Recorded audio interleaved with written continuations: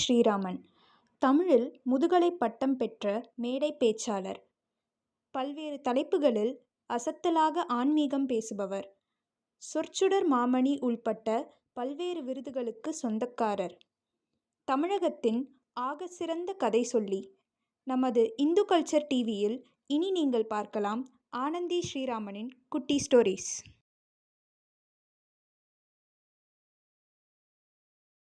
வணக்கம், இது உங்கள் ஹிந்து கல்ச்சர் டிவி.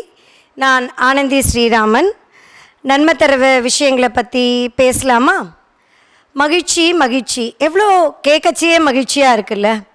மகிழ்ச்சின்றது எப்போவுமே நமக்குள்ளே தாங்க இருக்குது. Happiness is always inside. ஆனால் நம்ம அதை போய் வெளியில் தான் பல இடங்களில் தேடி அதை தொலைச்சிக்கிட்டு இருக்கோம் நம்ம தினமும். அதை பற்றின ஒரு குட்டி ஸ்டோரியை இப்போ பார்க்கலாமா? அதாவது ஒரு ஊர் இருந்தது. அந்த ஊரில் ஒரு ராஜா ரொம்ப சிறப்பாக ஆண்டுகிட்டு இருந்தார் அந்த நாட்டை. அவர் ஒரு நாள் என்ன பண்ணார், அந்த அரண்மனையோட மாடியில் உலாவிக்கிட்டு இருந்தார். அப்போது அங்கே தூரத்தில் அவருக்கு கொஞ்சம் சத்தம் கேட்டுது. என்னன்னு அவர் கூர்ந்து பார்த்தாருன்னா, ஒரே மகிழ்ச்சியான சத்தம். ரொம்ப எல்லாரும் சிரித்து கும்மாளமாக ரொம்ப சிரித்து ரொம்ப இருக்கா மாதிரி கேட்டது.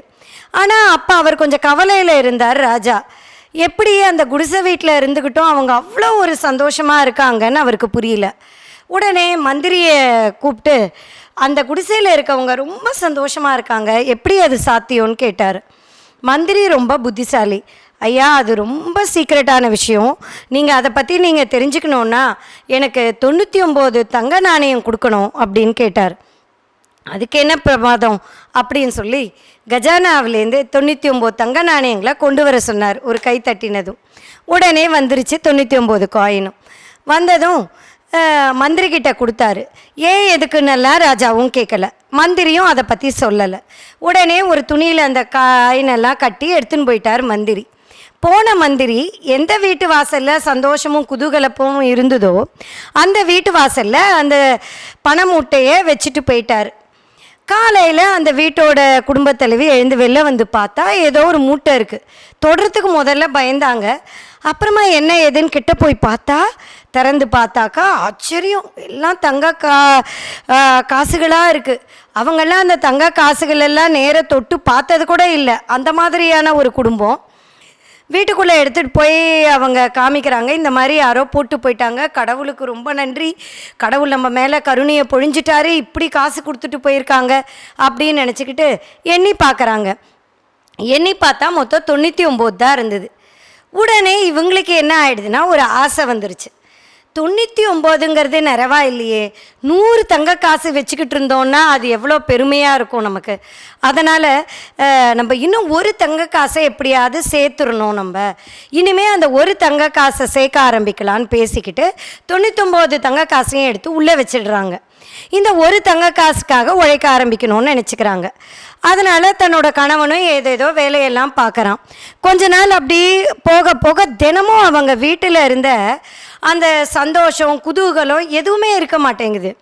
தினம் அந்த கணவன் வீட்டுக்குள்ளே வந்ததுமே, இன்றைக்கி என்ன சம்பாரிச்சிங்க, நீங்கள் இன்னும் கொஞ்சம் வேலை செய்யணும், இன்னும் கொஞ்சம் பணம் சம்பாரிச்சிட்டு வரலையா. ஏன்னா அவங்களுக்கு வேண்டிய உணவு உடை இருப்பிடத்துக்கான சம்பாத்தியம்தான் அவங்கக்கிட்ட இருந்தது. உடனே கணவன் என்ன சொல்கிறான், உன்னை யார் இதெல்லாம் அதிகமாக வாங்க சொன்னது, நெய்யை விட்டு தாளித்து நீ ஏன் சமைக்கிற அப்படின்னு மனைவியை கேட்க வேண்டியது. மனைவி, நீங்கள் ஏன் இந்த புதுசாக ஒரு குர்த்தா வாங்கி போட்டிங்க. இந்த மாதிரி ஒருத்தருக்கு ஒருத்தர் பேச ஆரம்பித்து அந்த வீட்டில் அவங்க மகிழ்ச்சியாக சிரிச்சுக்கிட்டு இருந்த அந்த நாட்களே மறந்து போயிட்டு நித்தியம் அந்த ஒரு பவுன் தங்க காசை சம்பாதிக்கணுன்றதை மட்டும் மனசில் வச்சுக்கிட்டு இதே மாதிரி சண்டையாகவே இருக்குது. ஒரு சில ராஜாங்கிறவர் எப்போவுமே அவர் பிஸியாக தானே இருப்பார். அவர் வேலையெல்லாம் முடித்து ஒரு 2 மாதங்கள் கழித்து அவர் அதே மாதிரி அரண்மனைக்கு வந்து உலாவ வர்றாரு. வந்து பார்த்தா அந்த தூரத்தில் தெரிஞ்ச அந்த குடிசை வீட்டிலேருந்து ஒரே சண்டை சச்சரவான சத்தம்தான் ராஜாவுக்கு கேட்டது. எந்த வீட்டில் மகிழ்ச்சியான சத்தம் கேட்டதோ அந்த வீட்டிலேருந்து இந்த மாதிரி சண்டை சச்சரவான சத்தம். உடனே இது என்ன இப்படி இருக்குதே அப்படின்னு அவர் நினச்சிக்கிட்டார். உடனே அப்புறம் மந்திரியை கூப்பிட்டு ஏன் இந்த மாதிரி நடக்குதுன்னு கேட்டார். கேட்டதும் எல்லாமே நீங்கள் கொடுத்த அந்த நம்ம வச்ச அந்த 99 காயினுக்கு தான். அந்த காசுகளோடு அவங்க மனநிறைவை எடுத்துக்காம இன்னொரு காசை சேர்க்கணுன்றதுக்காக ஓடி ஓடி ஓடி அவங்களோட தினநித்தியமான சந்தோஷத்தையும் குதூகலத்தையும் இழந்துடுறாங்க. அதாவது வாழ்க்கையில் புகழ், பணம், பதவி இது எல்லாமே எல்லாருக்கும் வேணும் தான். அதை நோக்கி தான் நம்ம போயிட்டுருக்கோம். நம்ம எல்லாருக்குமே ஒரு பதவியில் அமரணுன்னோ நம்ம ஒரு பொருளை வாங்கணுமோ அப்படிங்கிற ஆசை எல்லாருக்குமே இருக்குது. அதெல்லாம் நம்மளோட ட்ரீம், நம்மளோட ஃப்யூச்சர் கோல். அதுக்காக தான் நம்ம எல்லாருமே பயணிச்சுக்கிட்டு இருக்கோம்.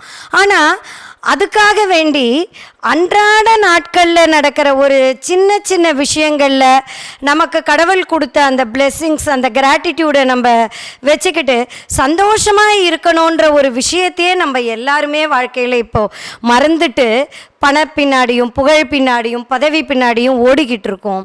அதனால் தினம் நம்ம அது ஒரு பக்கம் அந்த கோலை நோக்கி போனாலும் தினநித்தியம் சந்தோஷமாக இருக்கிறதுங்கிறது நம்ம மனசுக்குள்ள நம்மளோட மனோபாவத்தில் தான் இருக்க ஒழிய வெளியில் அந்த புகழ் பணம் கிடைச்சா கூட நீங்கள் அப்போ சந்தோஷப்படுவீங்களான்னு கூட உங்களுக்கு தெரியாது அந்த சூழ்நிலை.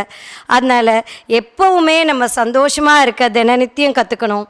அதனால் இந்த மாதிரியான குட்டி ஸ்டோரிஸ் நீங்கள் இன்னும் கேட்கணுன்னா ஹிந்து கல்ச்சர் டிவிக்கு லைக் பண்ணுங்கள், ஷேர் பண்ணுங்கள், சப்ஸ்கிரைப் பண்ணுங்கள். நல்லதே நடக்கும், நன்மையே நடக்கும். மீண்டும் சந்திப்போம். நன்றி.